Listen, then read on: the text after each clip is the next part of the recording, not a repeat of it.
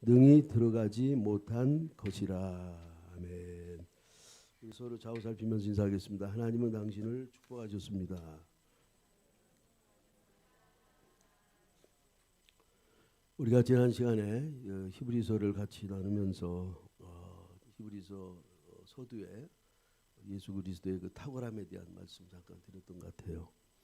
그러니까 히브리서를 기록한 히브리 기자는 히브리서를 통해서 우리에게 알려주고자 하는 의도는 예수 그리스도의 탁월함을 이야기하시는 거예요.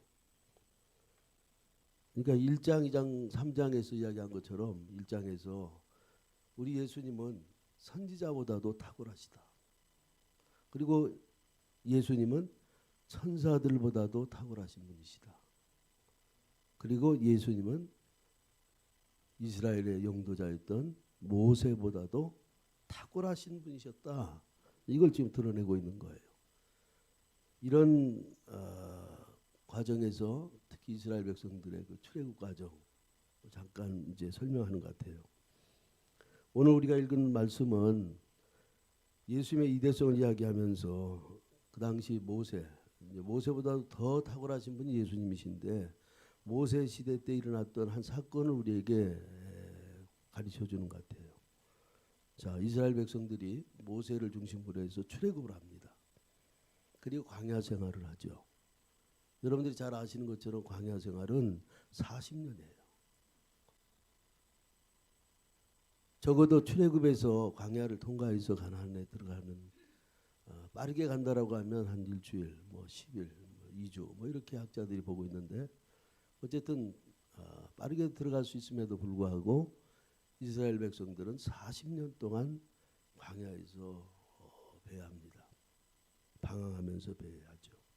그리고 이제 결국은 믿음의 사람들이 이제 들어가는데 지금 오늘 히브리 기자는 7절 이하에서 불순종의 결과가 뭔가, 그리고 오늘 12절에서 순종에 대한 권명, 그리고 이스라엘의 불순종으로 인해서 주어지는 결과에 대해서 이야기를 하는 것 같아요. 오늘 우리가 지금 코로나 이 시대를 살아가면서 이 시대는 정말 우리에게 우리의 신앙을 다시 한번 돌아볼 수 있는 좋은 기회예요. 할렐루야. 정말 우리가 히브리서 기자가 이야기한 대로 사생자가 아닌 것을 정말 감사해요. 징계가 없으면 그 사생자라고 그랬잖아요. 우리가 하나님의 참된 자녀인 것을 감사하십시오. 참된 자녀에게 하나님께서 징계를 주시는 거예요. 왜요? 깨닫게 하기 위해서.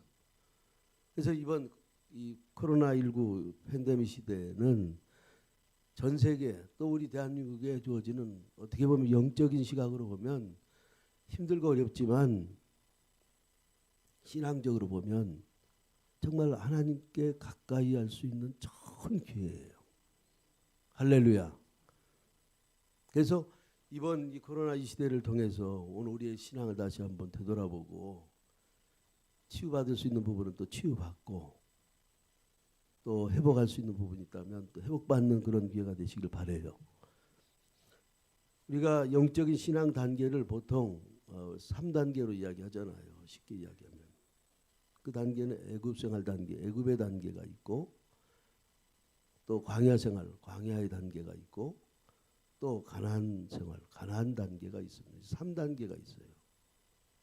이건 출애굽을 통해서 우리에게 영적인 중요한 예표로 우리에게 보여주고 있는 거예요. 애굽 생활 단계는 구원받기 이전의 단계예요. 홍해를 건너 출애굽했을 때는 이제 구원받은 후의 단계죠. 그건 훈련 단계, 광야 생활은 훈련 단계라고 생각해요. 그리고 가나안 단계는 이제 천국 생활 단계. 그러니까 우리는 이 3단계를 여러분들이 거쳐가야 돼요. 신앙의 영적 이런 3단계 과정을 저와 여러분들이 잘 거쳐가야 돼요. 그리고 저와 여러분들은 어느 단계에 와 있는가? 아마 1단계는 지난 것 같아요. 그죠? 홍해를 건넌 사람들이에요. 우리는.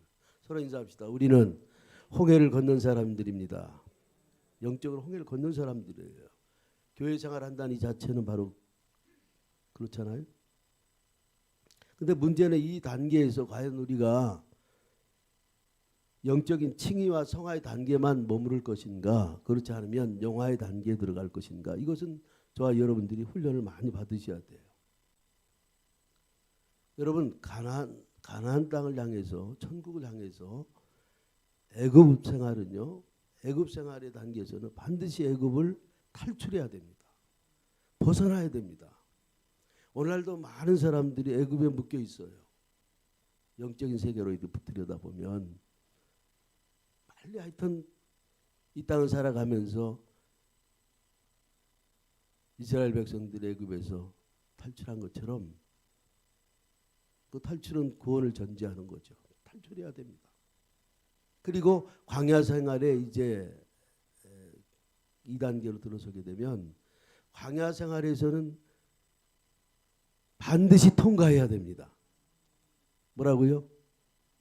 그러니까 애굽 생활에서는 어떻게 하고 벗어나고, 세상에서는 빨리 벗어나야 돼요. 예수 믿고 예수 영접해서 하나님의 자녀로 빨리 벗어나야 돼요. 그리고 광야 생활, 이스라엘 광야 생활을 통해서 우리 주신 교훈인데요. 광야 생활을 통해서는 우리는 반드시 이 광야를 철저하게 통과해야 됩니다. 할렐루야. 서로 인사합시다. 광야 생활에서는 통과하자. 광야 생활에만 머무르 있으면 안 돼요. 왜냐하면 광야 생활은 훈련, 시험의 단계거든요. 우리 주변에 여러 사람들의 우리 신앙의 형태를 우리가 볼 수 있잖아요. 어떤 사람은 광야에 머무는 사람이 있고, 광야를 통과해서 가나안에 들어가는 사람이 있어요. 광야 생활에 머문다는 것은요, 시험과 훈련만 받는 사람이에요. 그 시험, 훈련 받는 건 좋은데 거기에만 머무르면 안 된단 말이에요. 그잖아요. 나라가 군사를 모집했어요. 군사를 모집할 때는 여러분 잘 아시는 대로 전쟁에 싸움터에 보내기 위해서 군사를 모집합니다. 그죠? 그런데 싸움은 하지 않고 평생 훈련만 하고 있다라고 하면 그게 무슨 의미가 있어요? 군사를 부를 때는 뭐 하라고요? 전쟁터에 나가 싸움하라고 부른 거예요. 훈련하려고만 하는 게 아니에요. 훈련의 그 과정은 중요하지만 훈련을 빨리 훈련 받고, 뭐 군에서도 그렇잖아요. 자대 배치다 해서 또 전쟁이 있으면 전쟁터에 나가기 위해서 그 과정을 거쳐야 된단 말입니다. 우리 신앙생활도 그런 사람들이 우리 주변에 많아요. 훈련, 시험. 그러면 신앙이 성장하지 못하는 거죠. 큰 일을 못하는 거죠. 그리고 광야 생활을 통과하게 되면 어디로 가죠? 가나안. 가나안은 천국 상징을 예표하죠. 영화를 상징하는 거거든요. 그러면 그 가나안 생활은요, 진입해야 되는 거예요. 천국은 진입해야 돼요. 천국은 들어가야 되는 거예요. 할렐루야. 이런 신앙적인 영적인 원리를 가지고 여러분들이 광야 생활 그리고 가나안 생활을 우리가 바라보면서 살아가야 되는데요. 특별히 오늘 이제 본 말씀에서 광야 생활 속에서 지금 히브리서 기자가 뭘 크게 두 가지를 이야기하는 거예요. 12절에 보니까 누가 믿지 아니하는 악한 마음을 품고 살아계시 하나님에게서 어떨까 조심하라? 떨어질까 조심하라는 거예요. 광야 생활에서 훈련을 받고 훈련을 통해서도 견고해져서 부대에 배치가 되고 전쟁터에 참여하라는 이야기예요. 떨어지지 말라는 거예요. 오늘 많은 사람들이 신앙생활 하면서요, 끝까지 가는 사람들이 그렇게 많지 않은 것 같아요. 제 주변에도 이렇게 보면 처음에 믿음 생활 처음에 함께 하다가 나중에 신앙 다 잃어버린 사람도 종종 있더라고요. 그러니까 다는 아니지만 참 안타까워요. 그렇게 뜨겁게 신앙생활 했는데 대학 다닐 때도 청년회장도 하고 했던 제 친구 하나가 있어요. 신앙생활을 잘할 것 같은데 어느 날 보니까 신앙생활 아주 담을 쌌더라고. 그리고 늘 술에만 젖어 있어요. 참 안타깝죠.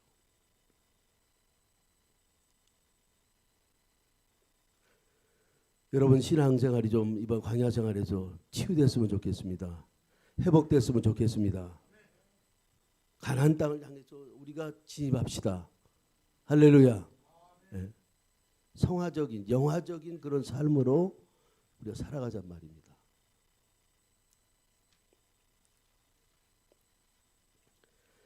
광야 생활에서 어떻게 하면 우리가 잘 통과할 수 있을까? 그 중요한 세 가지 원리, 아주 기본적인 원리예요. 오늘 우리가 이번 이 코로나 시대에 정말 우리의 신앙이 좀 기본으로 돌아갔습니다. 기본을 놓치지 맙시다. 다시 기본으로 돌아가서 오늘 특별히 광야 생활 속에서 보여준 이스라엘 백성들의 삶을 보면서 우리가 이 광야 생활을 통과하는 비결 세 가지. 이걸 잘 여러분들이 좀 묵상하시고 또 살피셔서 여러분 우리 모두가 가나안 땅에 젖과 꿀이 흐르는 가나안 땅에 다 들어가시기를 주의 이름으로 축원합니다. 예수님께서 그런 말씀하셨잖아요. 너희가 주여 주여 하는 자가 천국에 들어간다고 안 했습니다. 잘 생각하셔야 돼요. 그중에는 예수 믿는 사람도 있을 거 아닙니까? 근데 주여 주여 부른다고 해서 다 천국에 들어가는 것이 아니고 아버지 뜻대로 행하는 자라야 천국에 들어가는 겁니다.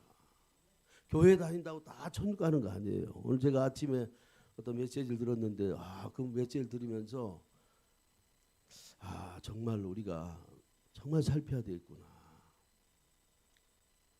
그래서 하나님께서 오늘 이 말씀을 또 주시는 것 같아요. 내가 교회 다닌다고 다 천국에 들어가는가? 내가 가나안 땅에 들어가는가? 이스라엘 백성들이 출애굽에서 광야 생활 40년입니다. 그 사람들 다 주여 주여 했던 사람들이에요. 그런데 그들이 다 들어갔어요? 못 들어갔습니다. 아니 여호수아와 갈렙에는 다 광야에서 엎드러졌어요. 퍼센트로 따지면요 어마어마한 퍼센트예요. 100명으로 따지면은 98%가 못 들어간 거 아닙니까? 어떻게 보면 다 들어가는 게 아니에요, 여러분. 그래서 천국에 들어가는 것은 낙타가 바늘기로 들어가고 나가는 것보다 더 힘들다고요. 그래서 오늘 이 출애굽에서 이스라엘 백성들의 이런 과정을 우리가 한번 들여다보면서 여기서 영적인 원리를 좀 우리가 생각하면서 여러분들의 신앙이 광야를 통과하고 가나안 땅에 들어가는 저와 여러분 되시기를 주의 이름으로 축원합니다. 자, 그럼 어떻게 하면 우리가 광야는 뭐 한다고 그랬죠? 통과해야 돼요. 광야에 머물러 있으면 안 됩니다.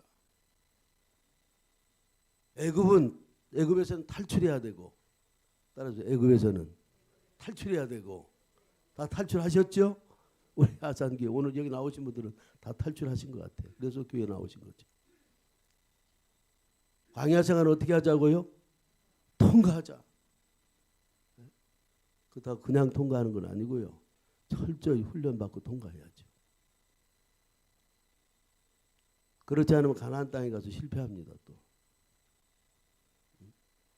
군대 생활도 그러던데요. 훈련소에서 철저하게 훈련받는 사람하고 훈련받지 않은 사람하고는 자대에 가니까 틀리더라고요. 전번에도 이야기했지만 장교분들은요. 그 장교하기 위해서 몇 년이요? 1년, 2년을 훈련받습니다. 하사관들은요. 저도 6개월 훈련받았어요. 이론 전문교육 3개월, 또 일반 교육해서 3개월, 6개월을 받습니다. 또 장병들도 요즘 어떤지 모르겠어요.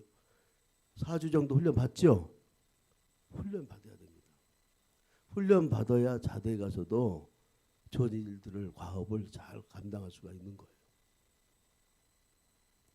자, 그러면 오늘 우리가 어떻게 하면 영적인 광야 생활에서 통과할 수 있겠는가?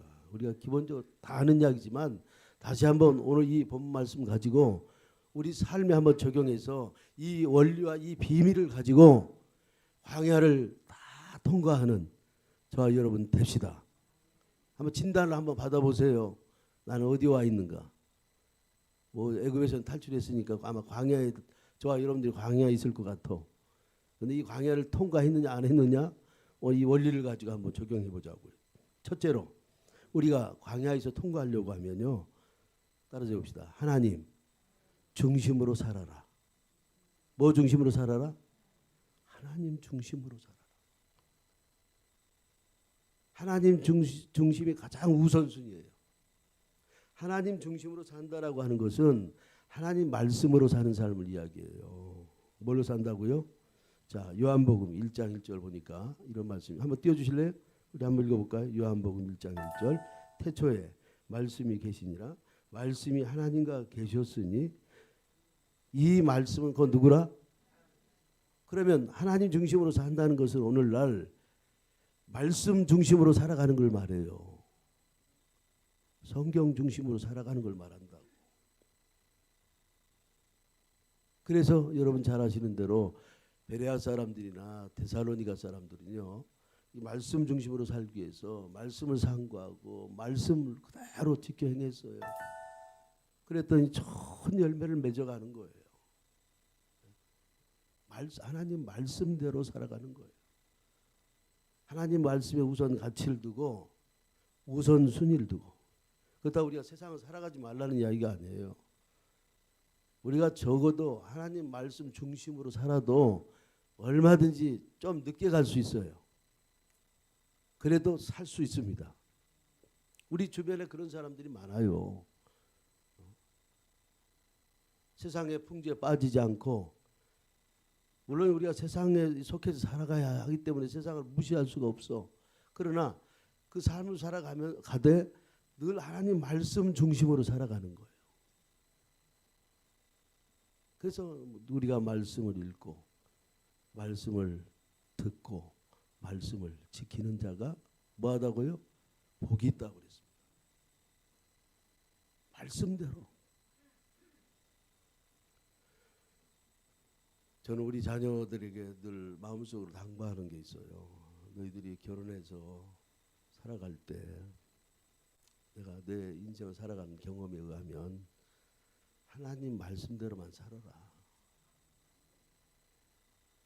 제 마음속으로 늘 부탁하는 마음이 있어. 기도하는 마음이 있어. 하나님 말씀에 우선 가치를 두고 살아라. 두 가지거든. 하나님 말씀 가치에 두느냐 세상 가치에 두고 사는 하나님 말씀으로 살아. 하나님이 다 책임져 주셔. 네. 이스라엘 백성들이 광야에서 저들이 하나님 말씀으로 살아갈 때 40년을 다 책임져 주셨다고요. 네. 그들이 믿음이 없어서 그들이 여호수아 갈렙에 광야에서 다 죽었지만 사실은 하나님께서는요. 다 책임져 주셨어. 말씀대로 살아. 오늘 저와 여러분들이 어떻습니까? 지금 코로나 시대를 우리가 지금 보내고 있는데 우리는 성경이 말하는 대로 하나님 말씀이 말하는 대로 살아가면 되는 거예요. 기도하라고 하면 기도하고 네? 말씀을 붙잡으라고 하면 말씀을 붙잡고 인내하라고 하면 인내하고 하나님의 때를 기다리라고 하면 기다리고 지금 우리는요 이 코로나 시대에 하나님의 때를 기다려야 됩니다. 반드시 하나님은요 하나님의 카이로 그 시간대에 역사하신다고요. 네. 근데 오늘 우리가 조급할 수도 있어요. 사람의 생각으로. 사람의 생각일 수 있죠. 한번 생각해 보세요. 하나님이 이 우주 만물을 만드셨습니다. 모든 주권이 하나님께 있습니다. 네? 하나님이 여기까지 하셨어요. 아니 우리 개인적인 삶을 한번 돌아보세요. 여러분의 삶을 한번 뒤안길로 한번 돌아보시라고. 우리의 힘으로 살아왔나요? 그래도 하나님 말씀 붙잡고 왔는데 하나님께 그 말씀 속에서 역사하셔서 여기까지 살아온 거예요. 우리는 내 힘으로 살아갈 수 있는 게 없어요. 죄송하지만. 하루 앞일도 예측 못하고 살아가는데요. 여러분 사람의 마음을 알아요? 그래도 우리가 하나님 말씀 붙잡고 하니까 하나님께서 여기까지 인도하신 거예요. 서로 좌우 살피며 인사합시다. 하나님께서 여기까지 인도해 주셨습니다. 정말입니까? 네. 그래서 우리는 이 광야 생활 속에 계속해서 우리가 하나님 말씀을 붙잡아야 돼요. 다른 거 붙잡지 마세요. 상황과 환경 바라보지 말고. 세상적인 환경과 상황 바라보게 되면요, 빗나가게 됩니다. 빗나가게 된다고요. 말씀만 붙잡고 말씀대로. 예?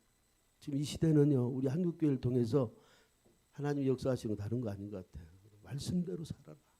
이럴수록 이 고난을 기다리고 인내하면서 믿음대로 살아라. 그렇게 우리에게 경고하시는 것 같아요. 하나님 말씀만 붙잡으세요. 아마 주님 오시는 그날까지 여기 남아있는 자는 어떤 사람이 남아있는 줄 아세요? 이 남은 자가 참 중요합니다. 하나님 말씀을 붙잡은 사람들만 남아있는 거예요. 세상 환경이나 상황 바라본 사람은요, 오늘 말씀에 지금 떨어질까 조심하라고 그랬잖아요. 다 떨어져 나갑니다. 그리고 자기들이 이런 핑계 저런 핑계하고 다 세상 유혹, 세상 시험에 빠져가지고 다 떨어져 나간다니까요. 점점 어려워져요. 각오해야 됩니다, 여러분. 저는 목회자로서 때로는 어떤 면에서 참 그런 면에서 참 마음 아파요. 이 아산 이 공동체가 주님 오실 때까지 끝까지 변함없이 가야 되는데 이런 핑계 저런 핑계로 떨어져 가는 사람들이 종종 있거든요. 물론 우리가 뭐 이사를 가고 환경이 뭐 지역적인 환경이 있어서 그런 경우 제외하고 하나님과의 관계에서 교회는 옮길 수 있다고 생각해요. 그러나 하나님과의 관계에 있어서는 결코 떨어지지 말자. 포도나무 가지가 포도나무에 붙어 있어야 좋은 열매를 맺는 거예요. 열매는 맺게 돼 있습니다. 아니, 우리 예수 그리스도가 선지자보다도 탁월하시고 천사보다도 탁월하시고 모세보다도 탁월하신 분이시잖아요. 구원자시고 하나님의 본체시잖아요. 어떻게 비교할 수 있어요? 그분 안에만 있으면, 너희가 내 안에 거하고 내 말이 너희 안에 거하면 무엇이든지 원하는 대로 구하라. 그리하면 받으리라. 열매를 맺게 돼 있습니다, 여러분. 열매를 맺게 돼 있다고요. 모르겠어요. 다른 가정은 간증을 통해서도 많이 들었지만 저희 가정이 그러더라고요. 보니까 그냥 말씀 붙잡고 살았는데 지나고 보니까 하나님께서 여러분 하나님 말씀 붙잡고 합시다.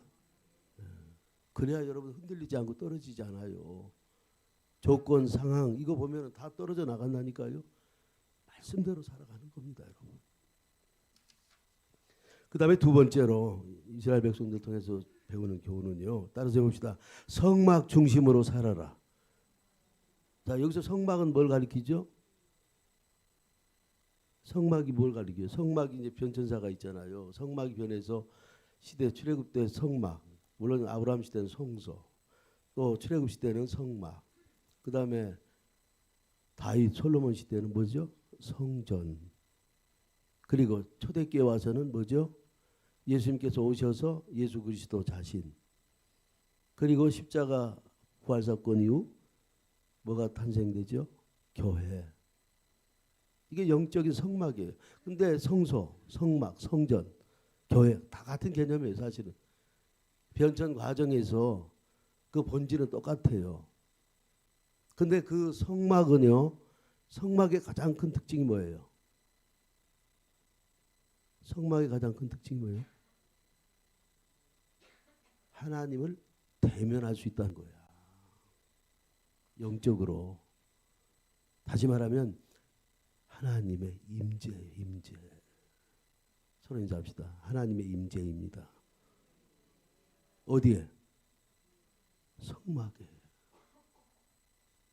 오늘날 성전 지나서 오늘날 교회 이곳에 하나님의 임재가 있단 말이에요.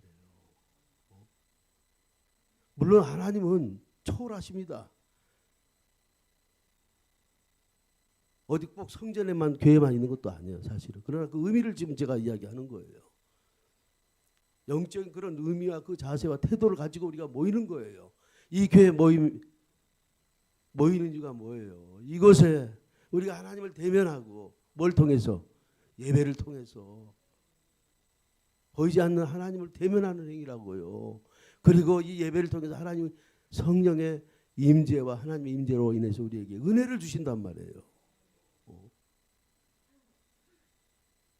물론 우리의 삶 속에서도 동일하게 이루어질 수 있는 건 마찬가지일 거예요. 그러나 특별히 이 모임의 장소 이건 영적으로 우리가 정말 중요하게 생각해야 됩니다. 하나님은 오늘도 살아계셔서 교회 안에만 계시는 분은 아니잖아요.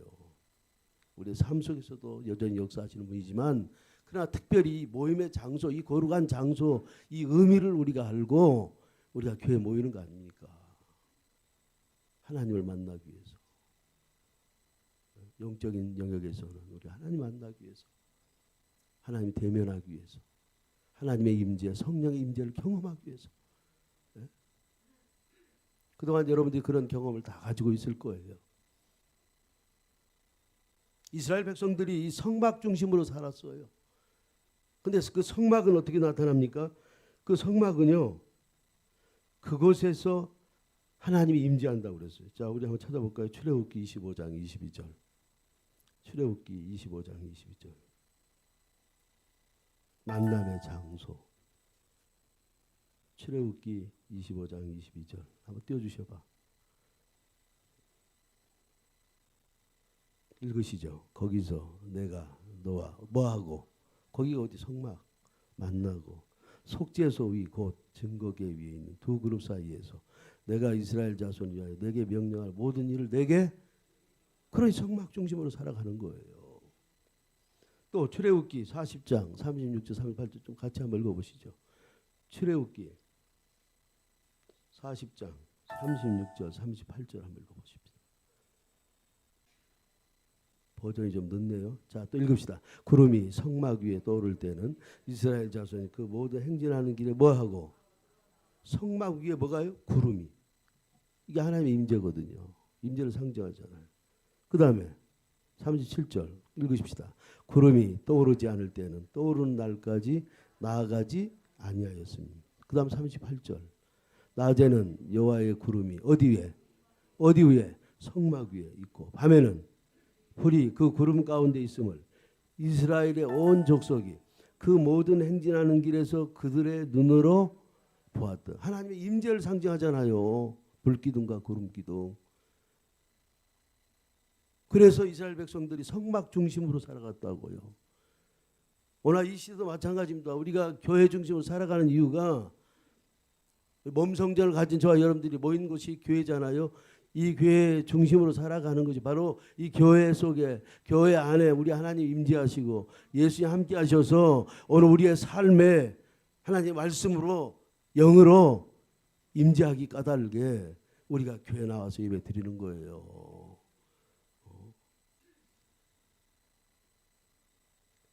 세상 사람들은 교회에 모이는 이 예배를 가볍게 생각하더라고요.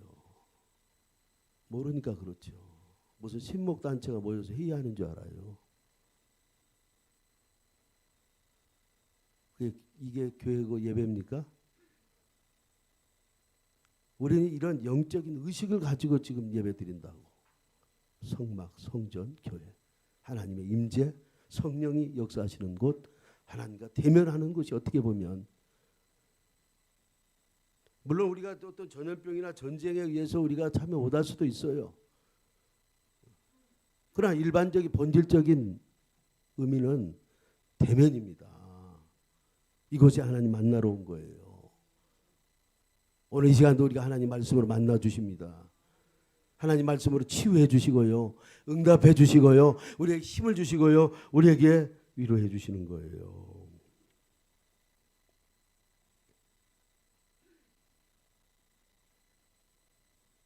하나님께서 은혜 주시기를 바랍니다. 교회 중심으로 살아가는 게, 성막 중심으로 살아가는 것이 얼마나 중요한지 몰라요. 네. 여러분 보세요. 광산에 가서 금을 캡니다. 금광을 캐요. 금을 캔단 말이에요. 그럼 어디로 가야 돼요? 가르쳐줬잖아요. 어디로 가야 돼요? 광산으로 가야 되는 거예요.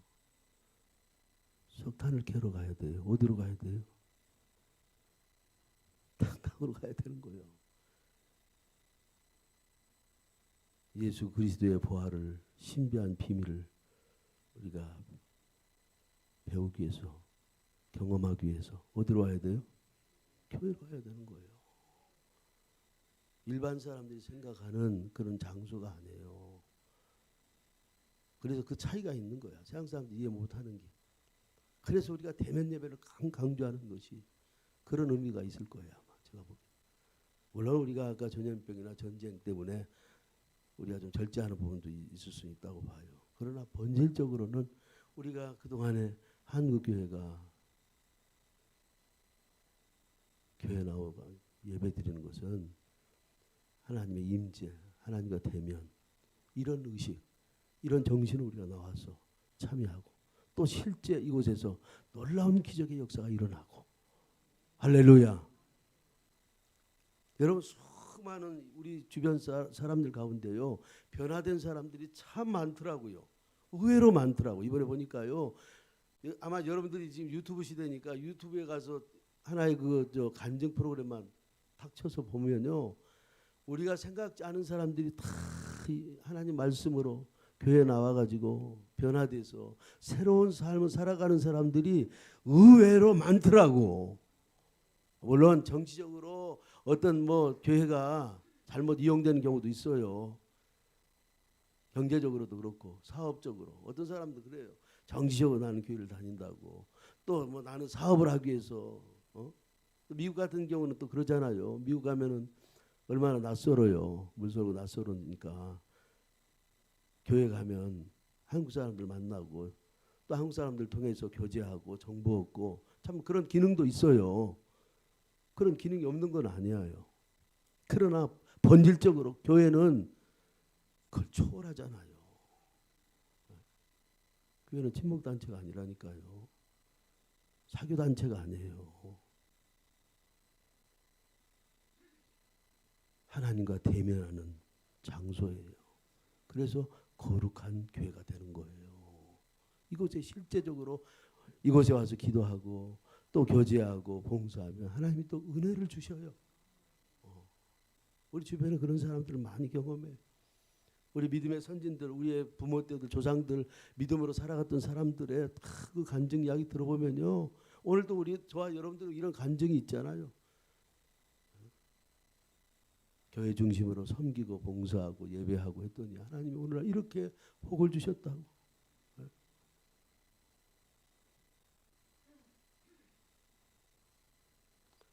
근데 이 교회 가장 가치는 예배입니다. 예배. 할렐루야. 그래서 요한복음 4장 23절 예수님께서 아버지께 참되게 예배하는 자들은 영과 진리로 예배할 때가 온다. 아버지께서 자기에게 이렇게 예배하는 자들을 찾는다고 그랬습니다. 왜 찾으실까요? 예배할 때 하나님께서 찾으신대. 왜 찾으실까요? 이 본문 이야기는 우리가 너무나 잘 아는 이야기잖아요. 예루살렘이냐 그림신산이냐, 지금 장소 이야기가 아니고 장소를 초월하셔서 영과 진리로 예배 드려라. 그럴 때 하나님께서 찾으신다. 여러분 왜 찾으십니까? 왜 찾아요?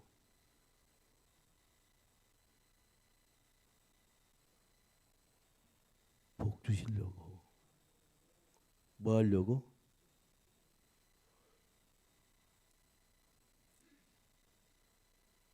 한 번에 제가 군대 생활하는데요. 광주에서 군대 생활하는데 하사관 훈련 받을 때예요.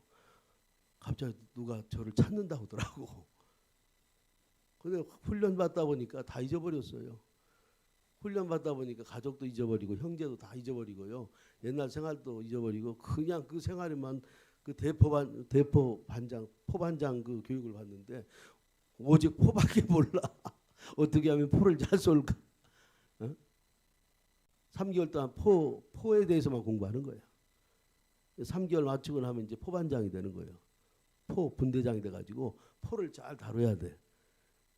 그러잖아요. 포를 잘 다뤄야지. 포반장이 돼가지고 포를 북쪽에다 쏴야 되는데 전쟁이 일어나면 남쪽에다 쏘면 되겠어요? 예? 자칫 잘못 그럴 수가 있거든요. 재원을 잘못 받아가지고 사격 재원 잘못 받아가지고 재원이 틀려버리면 방향이 달라져 버려요. 그러니까 포 쏠 때 얼마나 포반장이 참 유의하겠습니까? 그런 훈련을 받는 과정인데 누가 저를 찾겠다는 거예요. 만나겠다는 거예요. 그때 저희 아버님이시더라고요. 그래서 아버님 왜 오셨나 했더니 나중에 보니까 면회시켜주려고 면회시켜주려고 오셨더라고. 면회시켜주려고 나에게 유익을 주려고. 왜냐하면 군대 생활이 얼마나 힘들어요. 제가 하사관 훈련을 받다 보니까요 참 힘들더라고. 그래가지고 한 번은 스트라이크가 일어날 뻔했어요. 힘들어가 너무 심하게 하니. 근데 그때 마치 아버님 오셔서 면회 날 찾는다는 거예요. 나중에 봤더니 아버님이 면회시켜주려고. 그래서 그때 고비를 좀 넘겼는데요. 여러분 육신의 부모도 찾으면 유익을 줍니다. 근데 하나님께서 우리를 예배를 통해서 신령과 진정으로 드리는 예배를 통해서 찾으신다는 거예요. 왜 그냥 찾지 않고 왜 예배를 이야기하냐고요. 그만큼 예배가 하나님께 드리는 예배가 그만큼 중요하다는 거예요. 오늘날 저는요. 제가 목회 보니까요. 벌써 제가 목회 벌써 한 30년 했는데요. 30년 동안 제가 얻은 결론이 하나 있어요. 어떻게 목회할 것인가가 중요한데 그중에 가장 이론칙은요. 예배신앙자로 만드는 거예요. 그러니까 훈련이 됐든 교육이 됐든 또 교제가 됐든 전도가 됐든 선교가 됐든 그 대상자들이 교회 공동체 요원들이 하나님 앞에 예배만 잘 드릴 수만 있다면 거의 성공한 거예요. 또 아멘 안 하신다. 여러분 이야기하고 있는데 아멘 하셔야지. 아무리 어렵고 힘들 때도 코로나 시대도 전쟁이 일어나도 물론 때가 있죠. 구별할 때가 있겠죠. 그러나 본질적으로 예배 신앙만큼은 끝까지 지킨다. 그런 신앙으로 신앙인으로 만든다라고 하면 아마 제가 보기엔 하나님 기뻐하실 거예요. 왜요? 하나님은 신령과 진정으로 드리는 여러분들을 찾는다고 그랬다니까.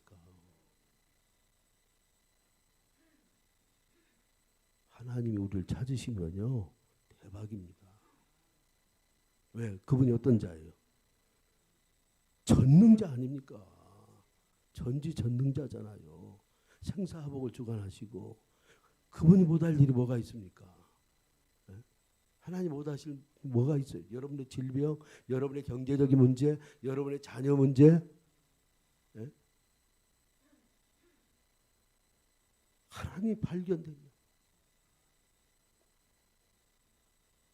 제가 어제 동생 그저 아들이 이번에 이제 서울대학을 이제 어떻게 들어갔어요. 그래서 예배를 드려달라고 하더라고요. 기숙사 이제 들어가야 되는데 기숙사가 자리가 없었대. 근데 기도해달라고 중보기도 했는데 다행히 기숙사가 돼가지고 이제 아마 오늘 예배 드리고 아마 이제 월요일 날 학교 기숙사에 들어가는가 봐요. 그래서 목사님이 그래도 형님인데 그동안 배우 위해서 기도 많이 해주셨는데 참 얘는 특별한 애잖아요. 에?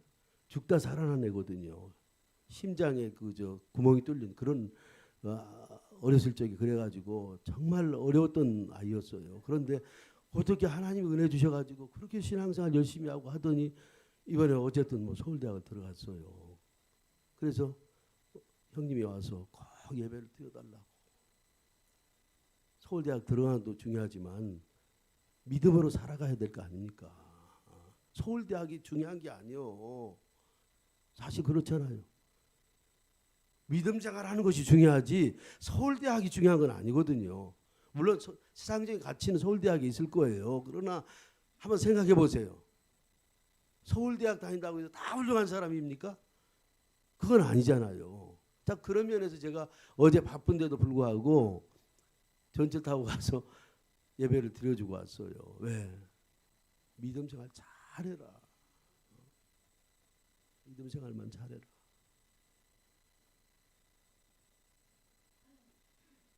근데 그 친구가 그 어렸을 적에 이런 수술을 받고 난 이후에 하나님의 은혜가 임했던지 그렇게 예배를 빠지지 않고 어렸을 적부터 그래 너무 열심히 하니까 그 교회 담임 목사님이 장학금을 주더라는 거예요. 그렇게 하면서 예배 생활을 포기하지 않고 했는데 내가 어제 그랬어요. 야, 너 서울대학 갈 정도면 좀 소리내고 가야지. 어떻게 말없이 그냥 서울대학 갔어 이러냐? 일반 사람 같으면 너 이제 서울대학 들어가려면 반에서 전교에서 3등 안에 들어야 될 것 같아. 예? 3등 안에 들어도 들어갈까 말까 하는 것 같더라고 보니까. 근데 어떻게 말없이 그냥 서울대 들어갔으면 이러냐? 우리 같으면 그냥 그 정도 실력이면은 들어가기 전에 벌써 서울대학 들어갔어. 그렇게 자랑할 건데 그렇게 참 자랑하지도 않고 겸손하게 그냥 기도만 해달라고 했는데 진짜 서울대학 들어갈 수 있을까? 서울대학 들어갔고요. 근데 그 비결을 보니까 하나님께 발견된 거야. 아멘 합시다. 자기 머리만 가지고 들어갔을까요? 몸의 질병도요 하나님 허락하지 않으면요 건강도 안 됩니다.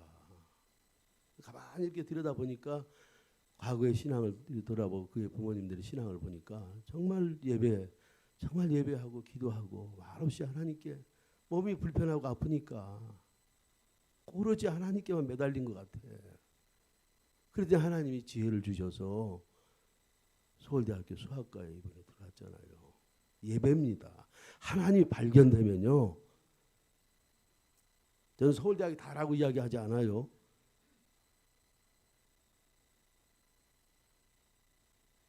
예배 생활을 잘하면 하나님이 쓰시는 거예요.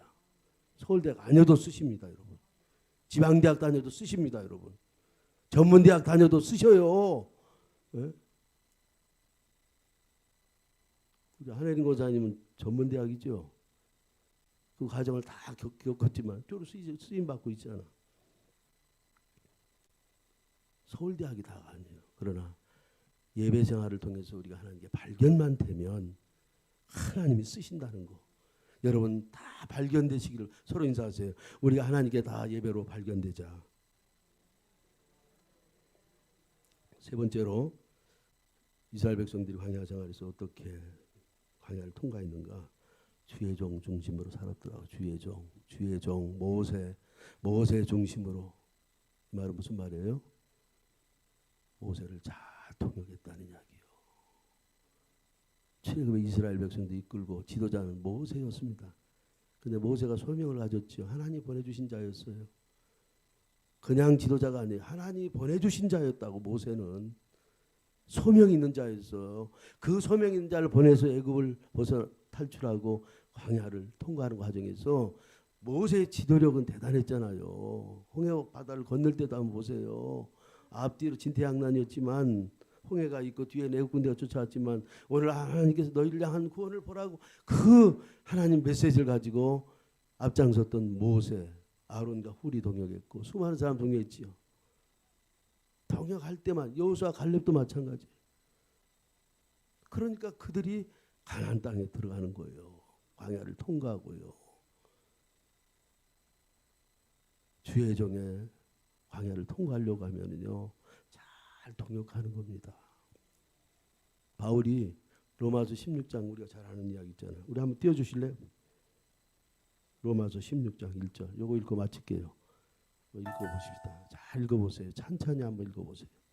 로마서 16장 1절 같이 한번 읽으시죠. 내가 켄그레아 교회 일꾼으로 있는 우리 자매 베베를 너희에게 추천하노니 너희는 주 안에서 성도들의 합당한 예절로 그를 영접하고 무엇이든지 그에게 소용되는 바를 도와줄지니 이는 그가 여러 사람과 나의 뭐가? 바울의 보호자가 됐다는 거야. 이게 쉬운 일이 아니거든요. 베베 집사 아마 집사로 우리가 이해할 수 있는데 베베 집사님은 바울 사도의 목회자의 보호자가 됐다는 거예요. 보호자가 됐다는 건 뭐예요? 모든 걸 다 책임져 줬다는 거 아닙니까? 세상에. 이런 동역이 있으니까 바울의 그 큰 역할을 할 수 있는 거예요. 세계 선교의 역할을 감당할 수 있었던 거예요. 바울 혼자 할 수 없어요.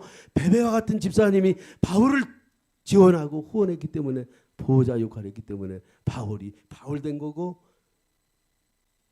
복음이 전해진 거예요. 그 다음 또 3절 읽어보십시다.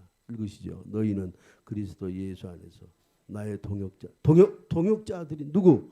브리스가와 아굴라에게 문안하라. 나 4절 그들은 목숨을 위하여 누구 목숨? 바울의 목숨을 위해서 자기들의 뭐? 장로 이거 잘 들으셔야 돼. 자기들의 목을 내놨다는 거 아닙니까? 누구를 위해서? 바울 지도자를 위해서, 목회자를 위해서. 목까지 내놨대.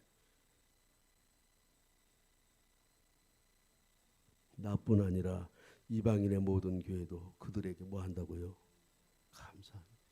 5절 한번 읽을까요? 그들 또 저희 집에 있는 교회도 문안하라. 내가 사랑하는 에베네도에게 문안하라. 그는 아시아에서 그리스도께 처음 맺은 열. 자 6절 마지막으로 한번 읽어볼까요? 너희를 위하여 많이 이 많다라고 하는 말이요 단순히 많다는 의미가 아니에요. 끝까지라는 의미예요. 끝까지 마리아가 그 형제들에게 목회자만이 아니라 그 교회 공동체에게 헌신했다는 거예요. 이게 돕는 거 아닙니까? 목회자가 교회 사역을 할 때 목회자에게만 돕는 것이 다가 아니고요. 때로는 목회자 안 도와도 관계없어요. 성도들을 돕는다라고 하면 그는 목회자를 도와주는 거야. 목회자 안 도와줘도 관계없어요. 하나님 책임져 주실 거니까. 어려운 이웃, 형제, 사회적 약자 이런 사람들을 교회 안에서부터 도와준다라고 하면 그 또한 목회자에게 진짜 동역하는 거예요. 우리 교회가 이런 걸 잘하는 것 같더라고 보니까.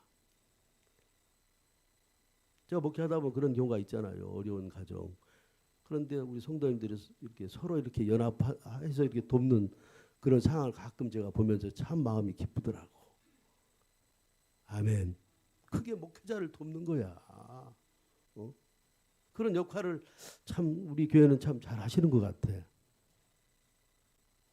아멘 왜 안 해? 아니야 정말에. 사회복지에 좀 잘 이게 훈련되셔서 그런지 몰라도 하시더라고 그렇게. 어떻게 하면 일자리 만들어주고 서로 이렇게 크게 목회자를 돕는 동역이야. 그래야 광야를 통과해. 시간 다 됐다고요.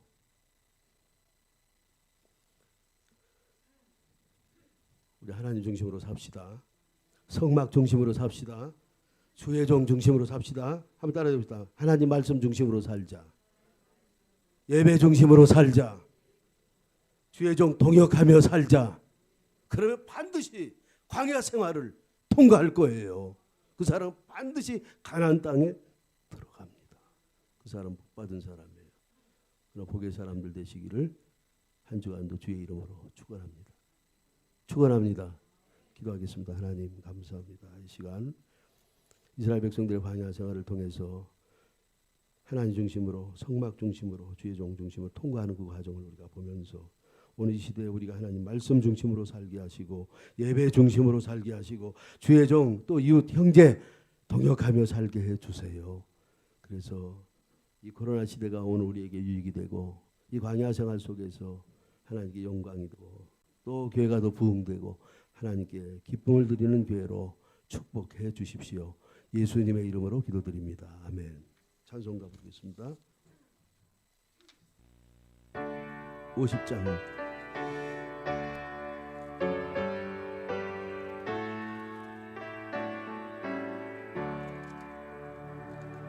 내게 있는 모든 것을 아낌없이 드리네. 사랑하고